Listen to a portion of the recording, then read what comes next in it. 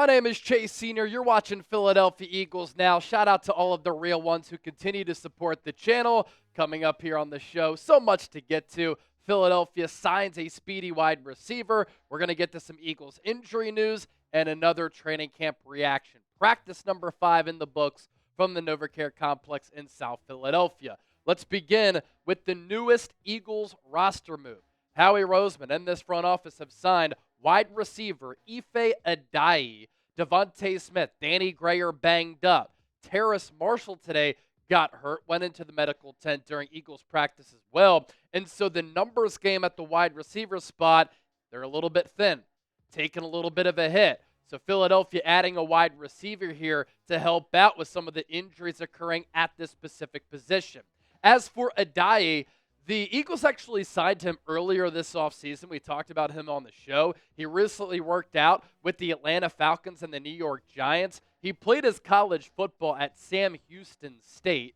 He played his high school football in Texas, obviously a great state for high school football. Last year in 2024, while playing with Sam Houston, he recorded 30 catches for 271 yards and a touchdown.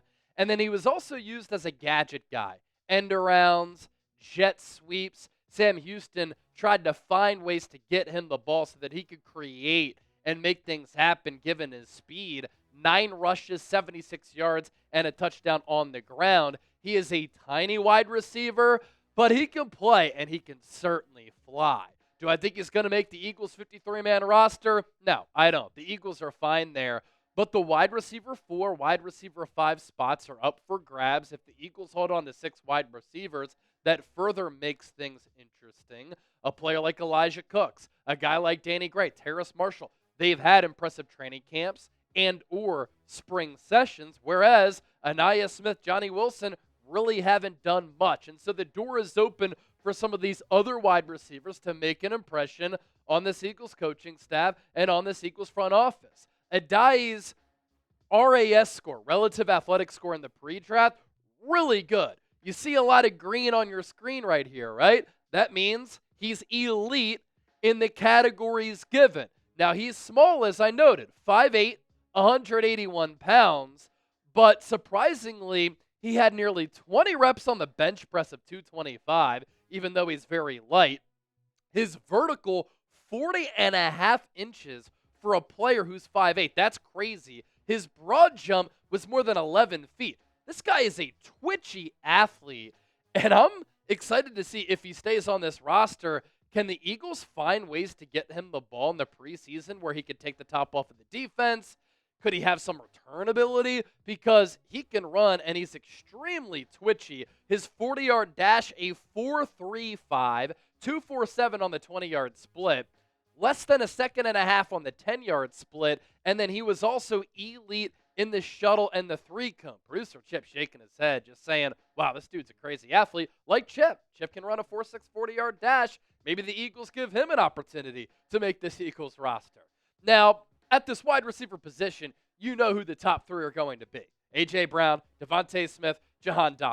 Jihaad spoke yesterday, and he said having a full off season to learn this Eagles offense, it's helped him out a lot.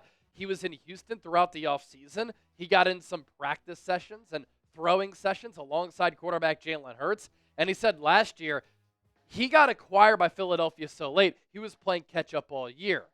Now, I did think that Dotson played pretty well toward the end of the year when he got more opportunities. And then in the NFL playoffs, he played pretty well too. Had a couple of really big plays. He recorded the first offensive touchdown for the Eagles offense in the wildcard round against Green Bay.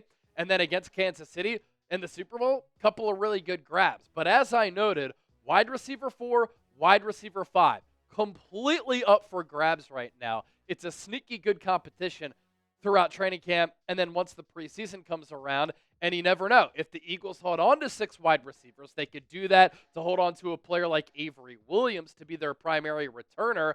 That could open up another spot on this Eagles 53, but they are notably deep at other positions, and so it's going to be a numbers game and a fascinating one in my opinion. But Philadelphia adding a wide receiver today who can really, really fly in the blink of an eye. As for the Eagles injury report, a couple of new additions on this front. These players did not practice today. Linebacker Zack Baun, back contusion. Danny Gray, it's a finger injury. Andrew Makuba, second-round pick safety, did not practice for the second consecutive day due to that shoulder injury that he suffered over the weekend. DeVonta Smith missing his second consecutive practice with back tightness. New addition to the Eagles injury report, Nolan Smith. He suffered a concussion. That's when the pads came on yesterday. And then these players limited. Jihaad Campbell shoulder, Jalen Carter shoulder, Cam Jurgens back, Smile Mondin illness, although all of those players were in pads. A name not on this list, but a name we continue to monitor, inside linebacker Nakobe Dean. This recovery is pretty incredible. He is well ahead of schedule.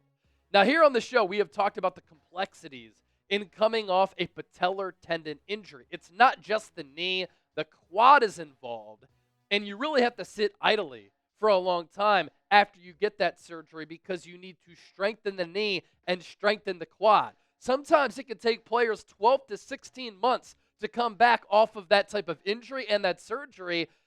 Nakobe Dean got hurt in January. I mean, here he is at the end of July, and he's pulling a sled, and maybe he's not going 100% here, but he's pretty close to moving at about 100%. Now, there's not a lot of weight on that sled, but there's some weight that is trailing him on that leash there, so to speak. So Nakobe Dean, a positive injury development here, considering the severity of that injury, the recovery timeline, the surgery, and where he is right now. It's good news for this Eagles defense, and this medical staff continues to crush it. This Eagles team has been very healthy since Nick Sirianni replaced Doug Peterson in 2021, and we know toward the tail end of Doug EP's regime, the Eagles were such an off-injured, banged-up roster. Now, we're going to get to my training camp reaction coming up here just around the corner, but got to tell you about this great deal thanks to our friends at Fanatics. We've had close to 10 people here on the show who watch this program buy this Eagles cutoff hoodie. Join them. It was $55, now on sale for just $33. You can wear this any time of the year. You're always repping the birds. You're looking fresh. To me, this screams waking up on a Sunday morning, knowing that the Eagles are going to play. There's a fall bite in the air. You're on your balcony. You're on your deck. You're outside drinking a cup of coffee with some sweatpants on and this Eagles cutoff hoodie. That's a vibe right there. You'll be vibing if you buy it. Chatsports.com/Eagles cutoff. Going to put that link down below in the show notes and attached to the pinned comment of today's Philadelphia Eagles. Now, we move forward on today's show. Eagles training camp practice number 5 in the rear view. Now it's time for another training camp reaction. The last 2 days of practice have been by far the hottest days of training camp. The heat has been a factor in South Philadelphia, and as you can see with this photo here from the NovaCare complex, you just feel the sun beaming down. The real field temperature, close to 100 degrees. It was so hot today, the Eagles actually had to move practice up an hour so that they could try to beat some of the heat. Classic line from Vic Fangio today. He was in a hoodie and sweatpants. When he was asked about the high temperatures, he said, "It's not hot. That's just a mindset." You think Vic Fangio has been tapping into some David Goggins material? I think so. Maybe he's just an old school NEPA, Dunmore, coal mining, Irontown guy who's not fazed or scared of anything. And that type of mentality certainly translated to the Eagles' defensive mindset last year. I love it from Vic. He is just such a boomer, it hurts. Jalen Hurts saying this on the Heat. And this is also a classic Jalen Hurts line. Fatigue makes cowards of us all. Where does he come up with this? He must read a lot. The last 2 days, Hurts continued, have been very challenging from a Heat standpoint. So everybody collectively as a group, we continue to push through those things. Control what you can. I think this is a good test of where we are right now and where we desire to go. Also, for the second or third consecutive practice, really, it was Vic Fangio's defense that won the day. And I know we've talked a lot about Jihaad Campbell during our training camp reaction videos. We have to do it again because with the defense winning the day, it was Jihaad Campbell who once again played a sizable role. With Zack Baun out, with Nakobe Dean recovering, the 2 off-ball linebackers running with the first team, rookie Jihaad Campbell Second-year man, Jeremiah Trotter Jr., both making plays across the yard here today. And there was a play where Campbell was able to get to the edge, get to the perimeter to make a play against Saquon Barkley against the run, displaying some instincts and a feel for the game, able to read and diagnose it, of course, for where Saquon was going. Then he was able to get to Saquon. That's the athleticism. And then he was able to sniff out a short completion to Dallas Goedert. He hit him so hard that Goedert fell to the ground. Eagles aren't supposed to be tackling right now, so Campbell apologized for that, but he kind of stuck Goedert with a nice little pop hit. So he's long, he's fast, he covers a lot of ground, and it's impossible to come away from these Eagles practices without noticing what Jihaad Campbell is doing. He also had some good reps against running backs in the running back versus linebacker one-on-ones. Yesterday, he struggled a little bit there. He punished himself, dropped down to do some push-ups. Today, made some improvements. So this is a player who wasn't expected to be healthy for the start of training camp. He is. Physically, he looks the part with the speed, the physicality, the length, and the athleticism. He's able to track guys down with the pursuit speed, but then mentally, he's starting to make some strides there by being able to read and diagnose plays. What a great sign that Jihaad Campbell is playing this well, and it could go down as another Howie Roseman steal in the NFL draft.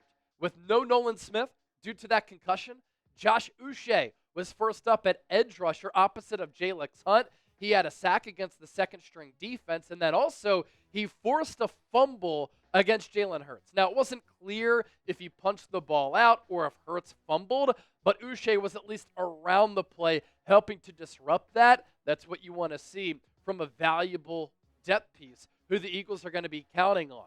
Keely Ringo, after Adoree Jackson was first up at outside corner, opposite of Quinyon Mitchell the last couple of practices, it was Keely Ringo back in the mix.